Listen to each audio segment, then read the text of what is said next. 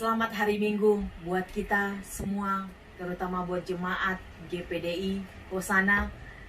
Sore hari ini kita akan ibadah online, dan hari ini juga adalah hari raya Pantekosta.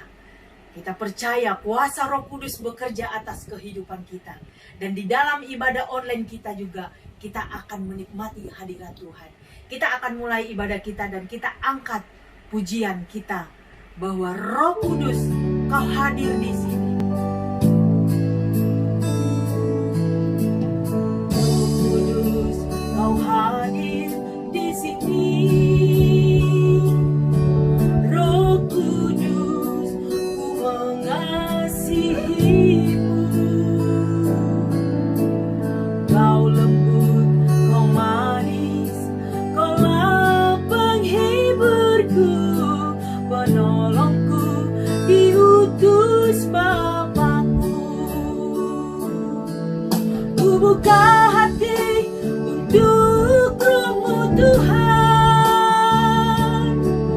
Ku buka hati menyembah-Mu Yesus. Jamahlah kami, penuhi kami dengan kuasa Allah Maha Tinggi. Roh Kudus, Roh Kudus, Kau hadir di sini. Roh Kudus, Ku mengasihimu. Kau lembut, Kau manis, Kaulah penghiburku, penolongku, diutus Bapakku. Ku buka hati untuk Roh-Mu Tuhan.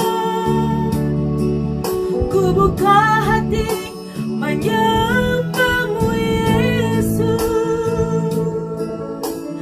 Jamahlah kami, penuhi kami dengan kuasa Allah Maha Tinggi. Haleluya Yesus. Haleluya, haleluya. Jamah setiap hati kami yang rindu Tuhan. Glory, haleluya, haleluya, haleluya. Terima kasih Yesus. Penuhi setiap hati kami yang rindu saat hari ini Tuhan. Buka hati untuk Roh-Mu Tuhan.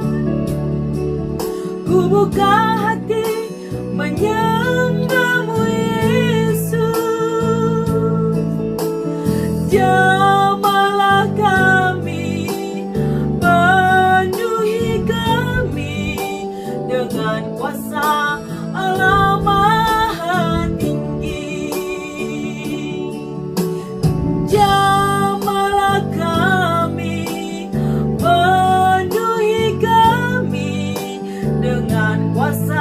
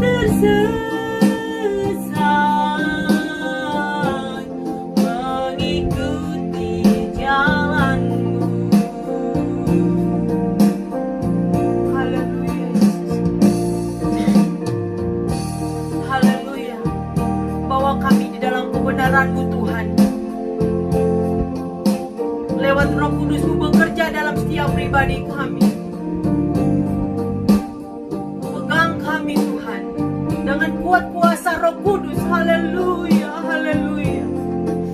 Glory, haleluya. Terima kasih Tuhan. Bawalah diriku kepada segala kebenaran, agar ku tidak tersesat, mengikuti jalan-Mu, agar ku tidak tersesat, mengikuti jalan-Mu, agar ku tidak tersesat, mengikuti jalan-Mu. Haleluya Yesus. Haleluya, haleluya. Terima kasih Tuhan. Haleluya. Haleluya Yesus. Seperti pujian yang kami sudah nyanyikan Tuhan, Engkau bawa kami terus di dalam kebenaran-Mu, lewat kebenaran firman-Mu yang akan disampaikan oleh hamba-Mu Tuhan. Biarlah kami yang mendengarkan firman-Mu boleh dikuatkan, dimenangkan. Bahkan kami menerima penghiburan dari kuasa Roh Kudus. Hanya firman-Mu yang menjadi penolong hidup kami. Berkaryalah Engkau Roh Kudus dalam setiap pribadi kami, dimanapun kami berada Tuhan. Biarlah Engkau jamah kami, Engkau penuhi kami dengan kuat kuasa Tuhan, sehingga kami boleh mampu mendengarkan kebenaran firman-Mu, boleh mengerti setiap firman-Mu. Terima kasih buat hadirat Tuhan, buat puji-pujian yang sudah kami naikkan. Biarlah itu menjadi kekuatan, sukacita kami di dalam Tuhan. Terima kasih Tuhan, kami siap mendengarkan firman-Mu. Di dalam nama Yesus Kristus, haleluya. Amin. Dalam Kristus, sungguh sangat berbahagia dan senang pada sore hari ini saya bisa hadir kembali untuk memberikan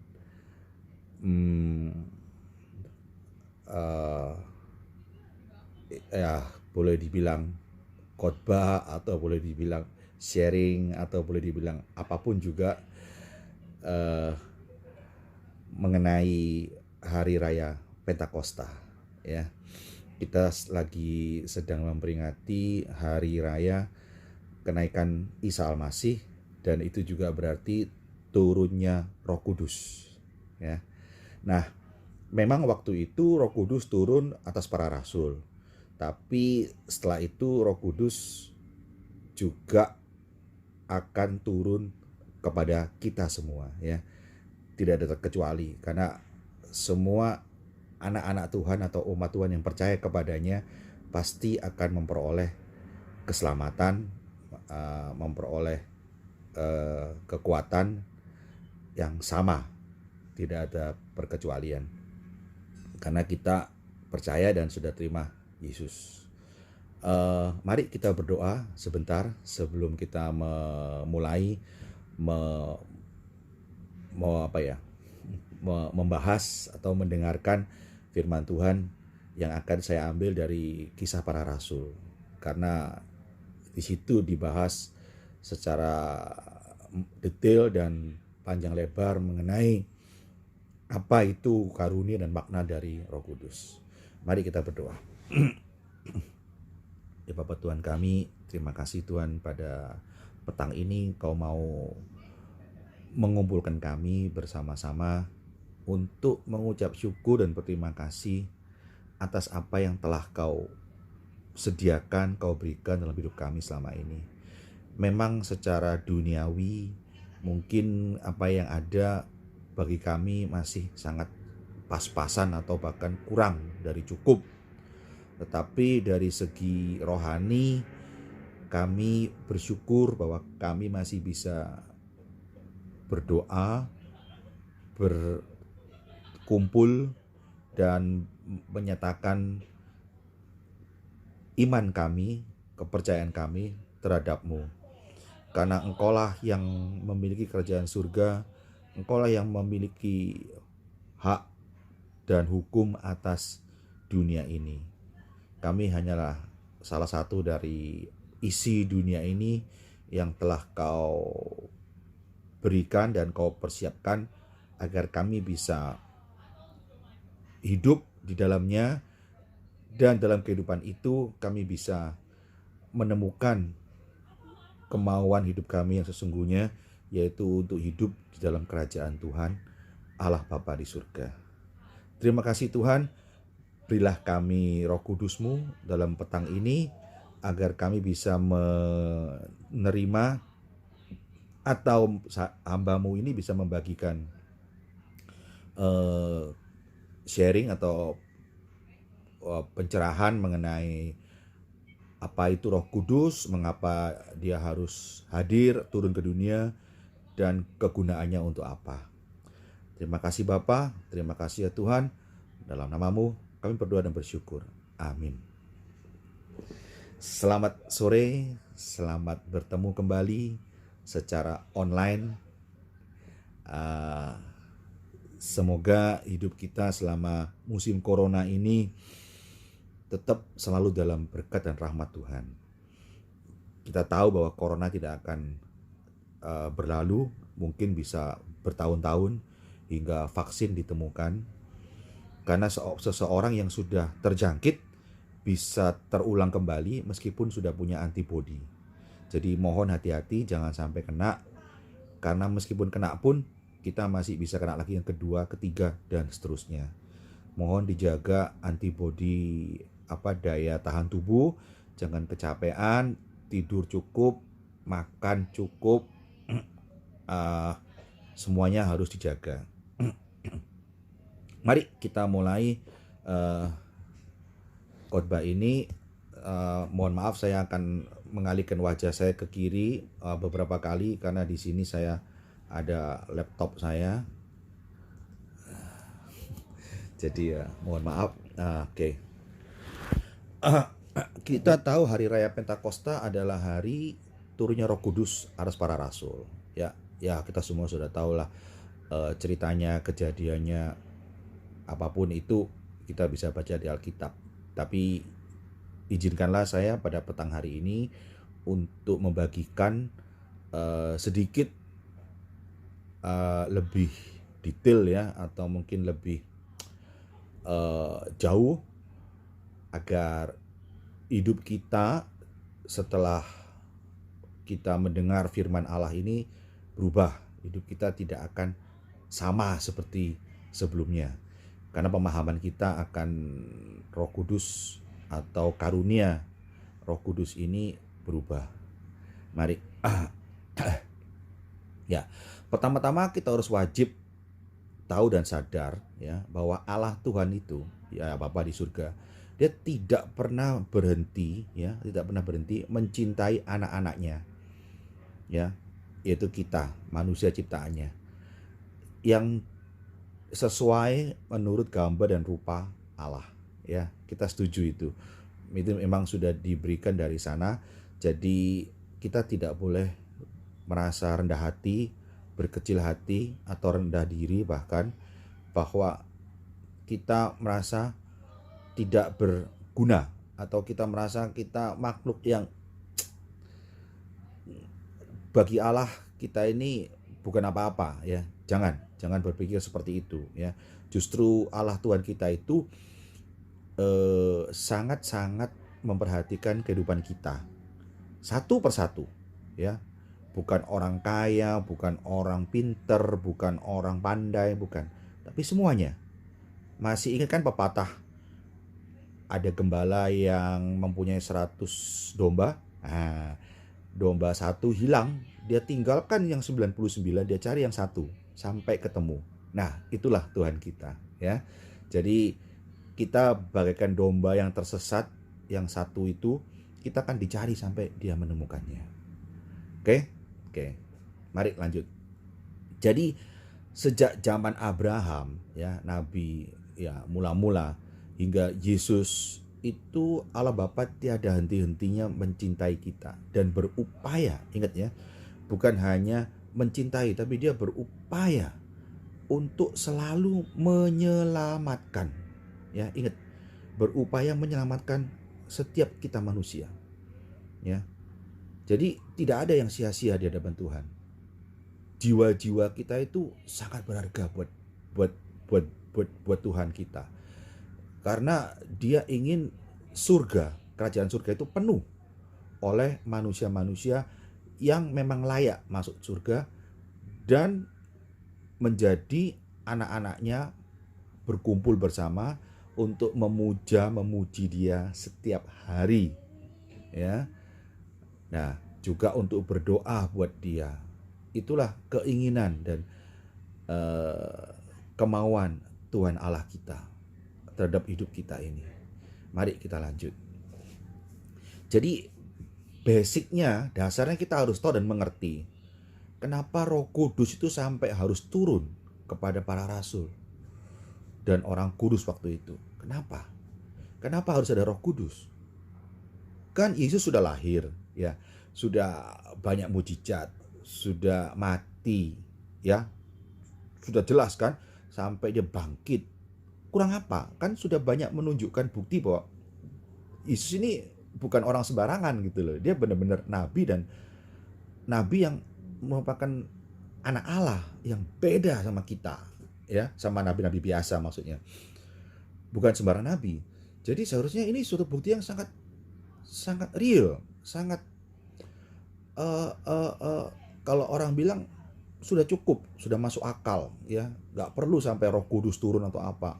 Buat apa? Bener nggak? Ya kan? Masa kurang? Ya kan? Masa sudah ada mujizat, ya kan? Banyak mujizat, banyak apa yang Yesus lakukan selama itu.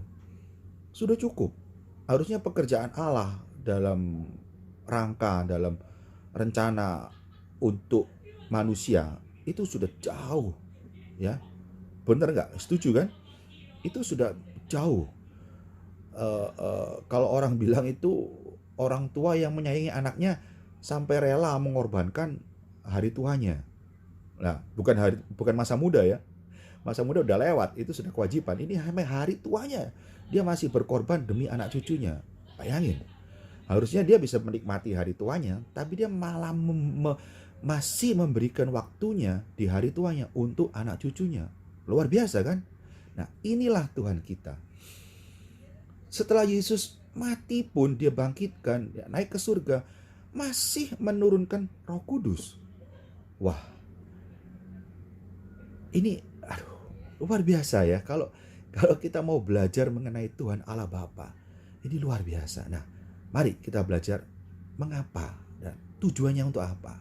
Ya kan? Kita selalu harus tahu itu kan, sesuatu itu ada, satu karena sejarahnya gimana, kenapa. Kedua, maksudnya apa tujuan ke depannya, ya. Mari kita bersama-sama belajar ini. Ya. Jadi kita harus tahu bahwa kenapa Roh Kudus itu harus turun, ya. Why? Saya mencoba untuk merangkum kira-kira kenapa ya? Apa nggak cukup yang selama ini Tuhan Yesus kerjakan dalam kehidupannya untuk kita, ya kan? Oke, pertama, kita tahu bahwa setelah Yesus meninggal, ya, meskipun dia bangkit dalam 3 hari, itu para murid masih ketakutan, ya. Pertama ini ketakutan, ya normal ya, ketakutan, luar biasa ketakutannya, sampai 40 hari, ya. Kita ngomong waktu ini ya, 40 hari ketakutan. Kedua, ya, kalau kita sebagai manusia ini ya, punya organisasi, punya perkumpulan, terus ketua kita, pemimpin kita, ya, ditangkap, misalkan polisi atau aparat karena terbukti melakukan kesalahan atau apa, kita sebagai anak buahnya pasti takut. Normal ya, kita pasti, waduh, jangan-jangan ntar habis ini Kita yang dicari, kita yang kena nih. Karena kita punya pimpinan sudah terbukti. Nah, sama. Waktu Yesus ditangkap, bahkan disalibkan, bahkan sampai mati disalib. Ya, yang mana itu salib adalah tempat untuk para penjahat harusnya ya. Jadi kalau dulu itu penjahat itu mati disalib, bukan dikubur. Maksudnya dia akan dihukum mati dengan disalibkan, ya kan, cukup berabe gitu kan, cukup menakutkan. Dan saya yakin waktu itu para rasul sebagai manusia normal mereka belum siap untuk mati disalibkan. Meskipun nanti setelah terima Roh Kudus mereka juga matinya malah mengenaskan ya. Nah, tapi di sini kita lihat bahwa mereka ketakutan dan mereka mengurung diri, kemudian mereka tidak ngapa-ngapain, ya kan? Karena mereka takut efeknya, konsekuensinya mereka akan juga mati. Mati disalib. Ya. Waduh, berat nih. Nah, itu yang kedua, ya. Yang ketiga, ya, Yesus sudah menampakkan diri. Betul kan? Selama 40 hari setelah dia bangkit sampai dari dia bangkit sampai naik ke surga, itu 40 hari dia menampakkan diri. Berkali-kali kan? Ada yang di rumah, ya, ikut perjamuan, yang tidak ketemu sama siapa itu, yang memasukkan tangannya ke dalam perutnya itu, ya, Simon ya. Nah, terus yang dalam perjalanan ke Emmaus, ya, terus kepada Maria Magdalena di pagi hari di tempat makam itu, kuburan, banyak sekali dia penampakan, ya, termasuk juga di ini kan, di mana itu yang para murid lagi mencari ikan ya, saya lupa, saya nggak ingat salah satu, tapi banyak sekali ya, berkali-kali Tuhan Yesus muncul, tapi mereka kayaknya tidak mengerti, tidak memahami, ya, dan belum punya ini apa orang bilang keberanian, belum keluar, ya. Kayak kita ini, kita udah sering dikasih semangat, dikasih apa contoh ya, dikasih pengertian, dikasih cara-caranya, tapi kita belum pede. Nah ya, kita belum pede. Aduh, saya nggak pede nih, saya takut nih, saya ya ntar kalau bisa, kalau enggak, kalau salah, kalau keliru gimana. Jadi mereka lebih banyak wait and see ya, kalau bilang ya, menunggu dan melihat. Ya, itu tipikal manusia lah, apalagi zaman seperti itu, waktu saat itu ya, kita bisa mengerti ya. Nah, yang keempat, ya, kita tahu bahwa selama para rasul ini hidup bersekutu atau bersama dengan Yesus, mereka benar-benar mengandalkan Tuhan Yesus, ya, benar-benar mengandalkan segala urusan, segala perkara, segala masalah, mereka pasti nanya ke Yesus pemimpinnya. Nah, setelah Yesus mati atau tidak ada, mereka benar-benar kayak anak ayam kehilangan induknya, mengerti ya kira-kira ya. Mereka bingung, mereka aduh, apa ini ya, kemana ya, apa yang harus dilakukan, what next ya, apa selanjutnya, bagaimana hidup kita ini, apakah kita akan seperti ini atau kita harus bagaimana dalam suasana yang ketakutan, suasana yang mencekam nih, yang mereka bisa ditangkap, dihukum, dan mungkin ditangkap, dihukum,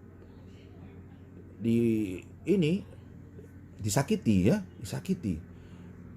entah dicambuk, entah dipukul, entah mungkin sampai mati kali ya. Jadi kita aduh, luar biasa ini kondisi saat itu. Nah, yang kelima ini kuncinya, yang kelima terakhir ini, maksudnya ya menurut saya, Yesus sendiri ya sudah pernah berjanji kan, bahwa setelah dia pergi, dia akan mendatangkan atau memberikan roh penghiburan, yaitu Roh Kudus. Betul enggak? Ya kan? Jadi dia pergi bukan sekedar pergi, dia tahu kondisi murid-muridnya, dia tahu kondisi anak buahnya yang masih tidak menentu, tidak karu-karuan, yang sedih, susah, takut, khawatir, ya, macam-macam. Nah, dari situ ya ini juga penggenapan ya, juga penggenapan dari nubuat nabi-nabi perjanjian lama ya.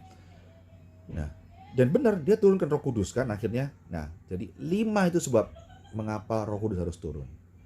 Oke. Nah, nanti kita setelah ini kita belajar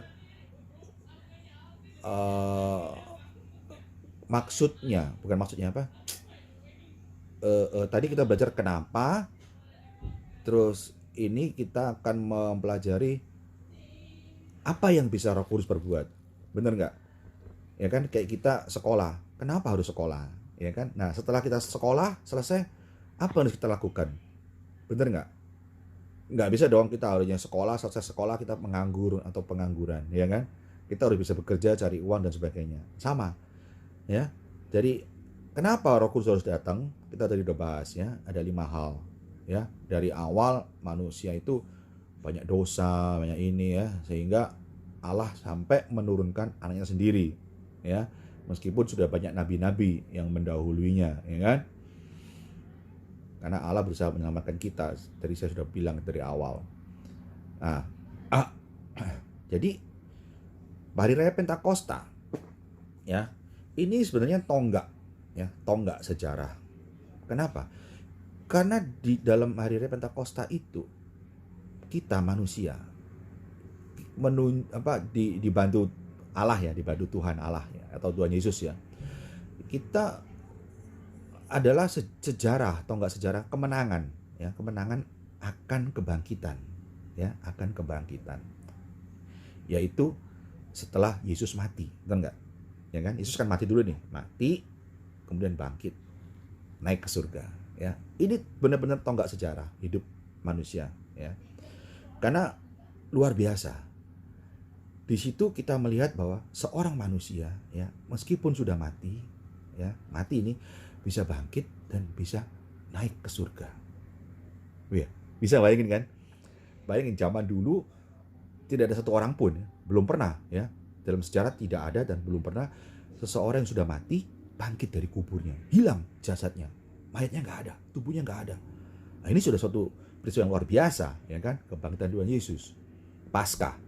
Sekarang malah ditambah dengan turunnya Roh Kudus, ya, setelah dia naik ke surga. Wah, ini kita orang bilang bagaikan mimpi di siang hari bolong ya, dapat durian runtuh istilahnya, ya kan, rezeki nomplok gitu kan.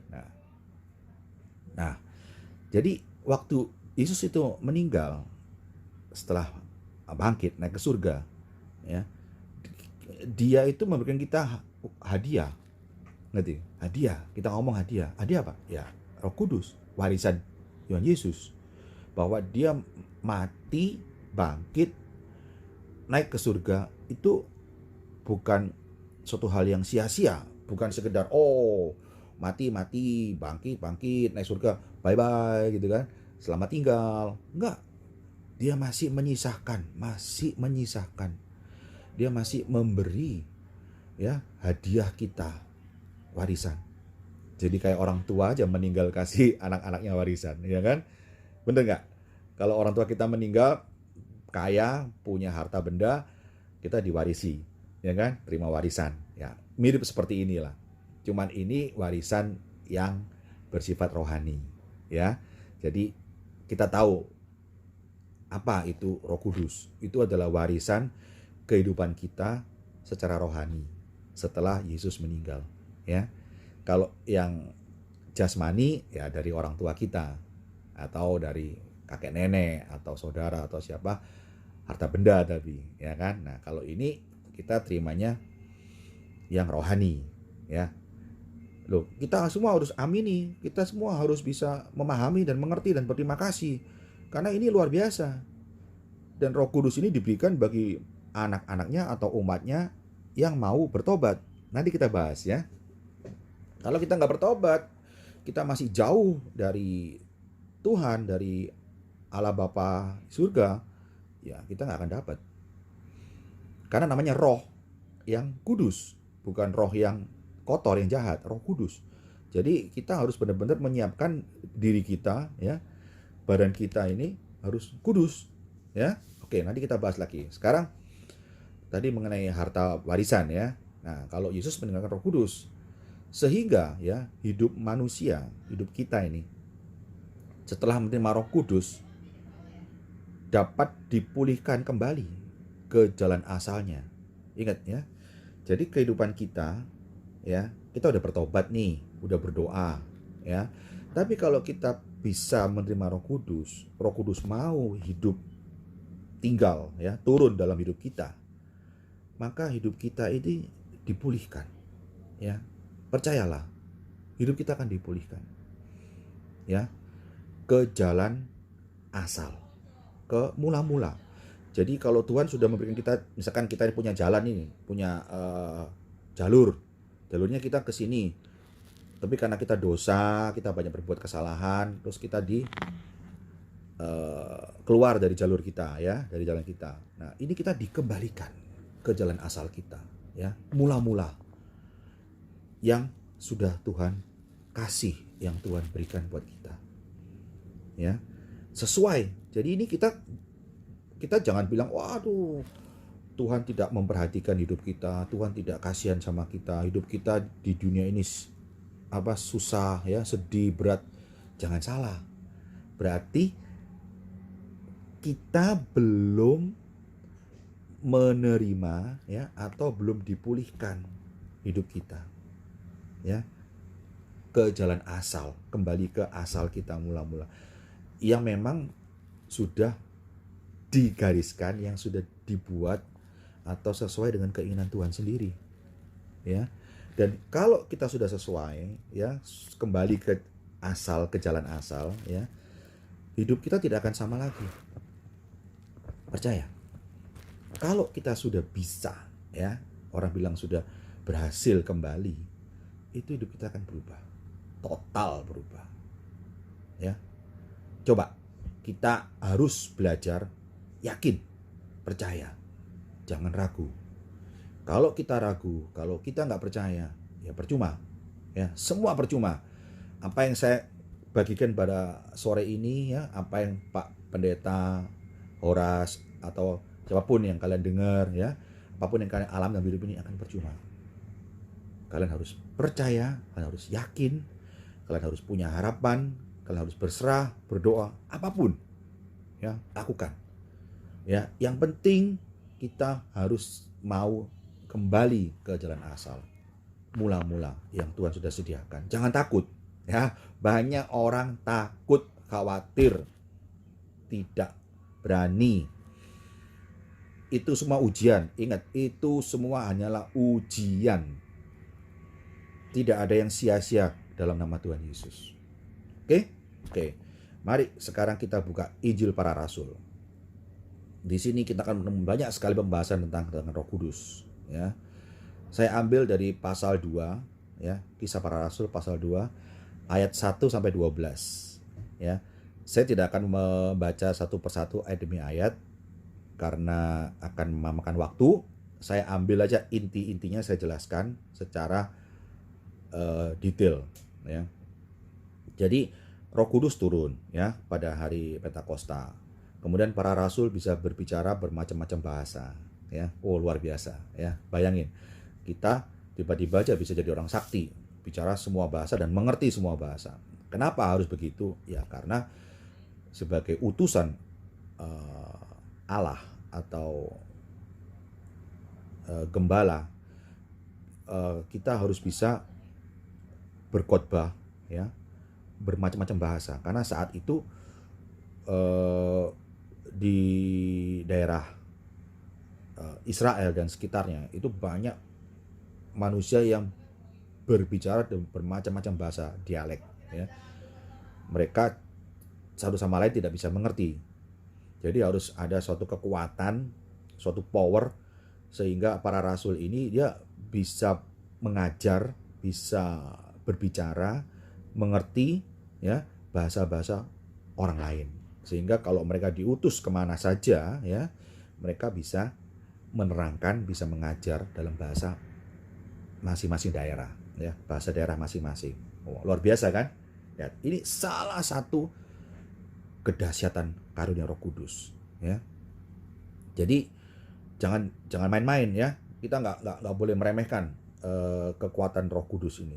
Ya, banyak orang hidup sekarang masih belum mengerti, ya, belum paham, belum sadar. Tapi kalau mereka sudah sadar, mereka tahu, wah, hidup kalian tidak akan sama lagi. Nah, dan mereka bisa mengadakan berbagai mujizat. Nah, ya, ini jadi bukan hanya bisa berbicara, membagikan firman, ya, berdoa, tapi juga mengadakan mujizat, menyembuhkan orang, mendoakan orang, ya, kesembuhan, macam-macam. Hebat kan? Oke. Kita ini kita ngomong tujuannya, ya. Maksudnya Roh Kudus turun itu apa? Tadi kita sudah bahas kenapanya, ya kan? Kenapa harus turun? Kita sudah tahu. Sekarang kita bahas ini loh tujuannya Roh Kudus turun itu ini, keperluannya untuk ini. Oke. Kita lompat ya, setelah tadi itu kita lompat ke ayat 36 ya. Nah, ayat 36 berbunyi bahwa Allah ya telah mengubah atau membuat Yesus menjadi Tuhan dan Kristus. Oh, Allah sendiri sudah mengubah, membuat Yesus menjadi Tuhan atau Kristus. Siapa yang bisa mengubah? Siapa yang bisa? Gak ada orang lain, Allah Bapa sendiri. Dan kita sebagai manusia tidak punya kekuatan, ya, yang bisa mengubah hanya Allah Bapa sendiri. Benar nggak? Ya. Jadi mengapa Allah atau Bapa harus mengubah, membuat Yesus menjadi Tuhan, ya, menaikkan dari anak Allah, ya karena memang juga ya satu derajat lah, jadi anak menjadi sebagai Tuhan atau Kristus, ya. Karena Yesus itu kan mati dalam dosa atau maut, tapi dia kan harus mengalahkan semua itu, dosa, maut, kematian itu harus dikalahkan. Karena Yesus tidak boleh, ya, tidak boleh dia hidup dalam dosa atau kematian. Di sini Allah menunjukkan kekuatannya, supremasi, ya, keilahian, buat dia tidak bisa dikalahkan. Apa yang dia mau, dia bebas melakukan, bahkan mengalahkan hukum alam. Hukum alam ini, kodrat manusia. Orang mati bisa hidup, bangkit maksudnya, ya. Tidak ada mayatnya. Impossible kan? Mana ada orang mati bisa bangkit badannya? Ayo. Gak ada. Baru sekali ini. Nah, itu satu ya. Tetapi apa yang sudah dilakukan oleh Allah ini, ya, manusia masih belum mengerti. Karena gini, manusia tuh ya, kalau saya ngomong ya, manusia tuh lebih gede takutnya, ya, lebih gede khawatirnya, takutnya daripada apa? Daripada keyakinannya. Ayo, bener nggak? Coba kalau kita sekarang dicobain sama Tuhan, atau maksud Tuhan lah, sama teman sendiri, ya, kita dikasih tes atau dikasih challenge, tantangan, kita pasti mikir, wah, takutnya dulu, kita mesti mikir efek negatifnya dulu, ya, apa nanti bahayanya apa, bener nggak? Kita akan mikir bahayanya apa, kerugiannya apa buat kita. Sebelum kita mikir keuntungannya, kita sudah mikir kerugiannya. Itu normal, karena kita manusia, kita punya ketakutan, kekhawatiran. Berapa banyak dari kita yang seperti ini sekarang? Kita seakan-akan tidak menghargai, kita tidak mengerti kemauan dari Tuhan yang besar sekali, manfaat dalam hidup kita. Kita hanya terbelenggu, hanya banyak quote unquote dihantui oleh perasaan kita sendiri, benar nggak? Khawatir, takut, was-was. Ini yang bahaya, ya. Saya bilang ini bahaya. Jangan, coba. Kalau Anda yakin, Anda percaya, Anda tahu, pegang itu keyakinan Anda, pegang itu harapan Anda. Orang bilang kasarnya, tantang Tuhanmu. Tuhan kita. Tantang dia, jangan takut. Kalau engkau benar, engkau yakin, engkau percaya, jalani. Jangan takut. Karena hidupmu tidak akan sama lagi. Sekali engkau punya kekuatan, keyakinan itu, maju terus. Orang bilang kalau pahlawan ini maju terus, pantang mundur sampai titik darah penghabisan. Benar nggak? Kita bela. Nah, ya, di sini kita membela apa? Membela kepercayaan kita sendiri, hati nurani kita sendiri, roh kita. Oke, lanjut lagi. Ya, jadi para murid masih ketakutan. Ya.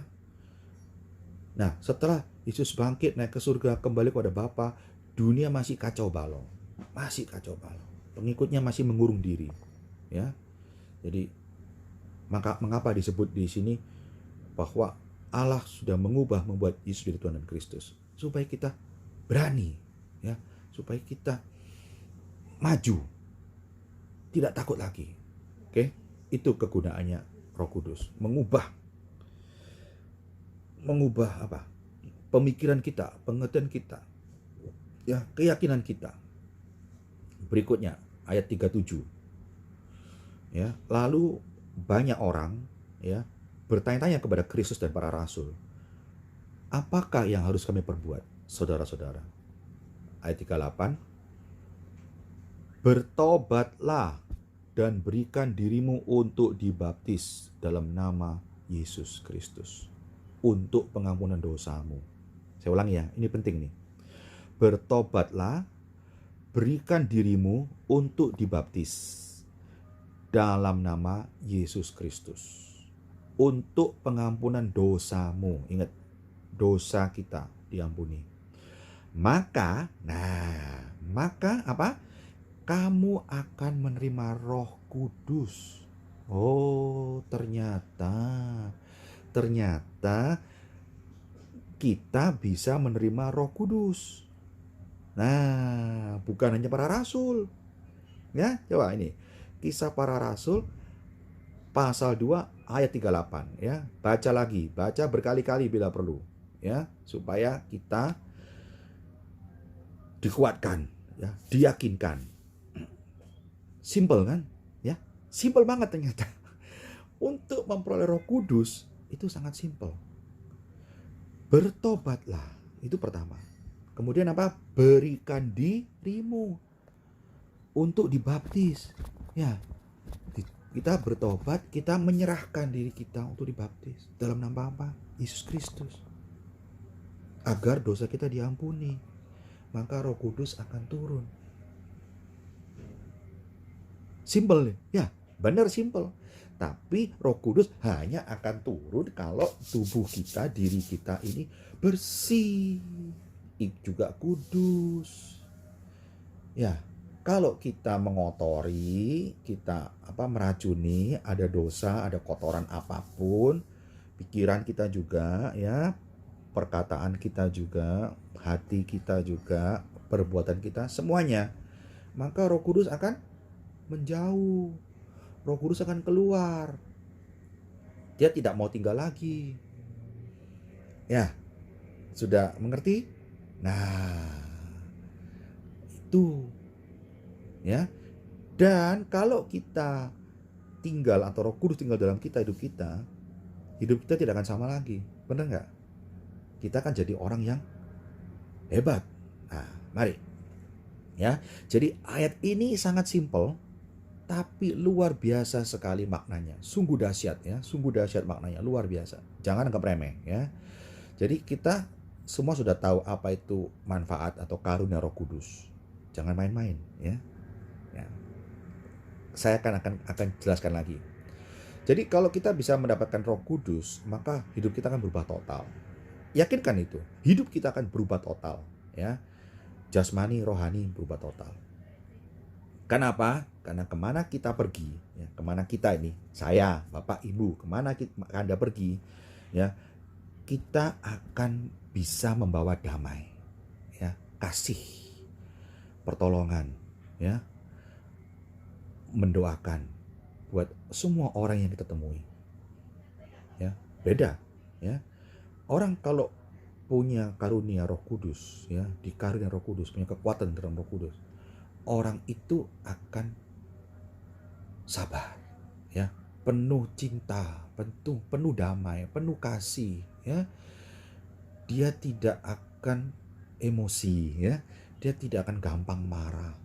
Dia tidak akan, apa orang bilang, mood-mutan, ya. Mood-mutan, tahu ya. Moodnya itu kadang bagus, kadang jelek, kadang seneng, kadang sedih. Ya, enggak, beda, ya. Coba kamu lihat, ya. Juga raut mukanya, ya, raut wajahnya, ya, sinar matanya, ya, kelihatan begitu bersinar, cerah, bahagia hidupnya, ya. Itu orang yang sudah menjalankan hidup, atau paling tidak dia pernah hidup dengan Roh Kudus. Jadi orang-orang seperti itu, ya, akan bisa membawa damai buat orang lain, lingkungannya. Dan prioritas, ya, tujuan utama hidup mereka bukan untuk diri sendiri. Nah, ini yang harus diingat, ya.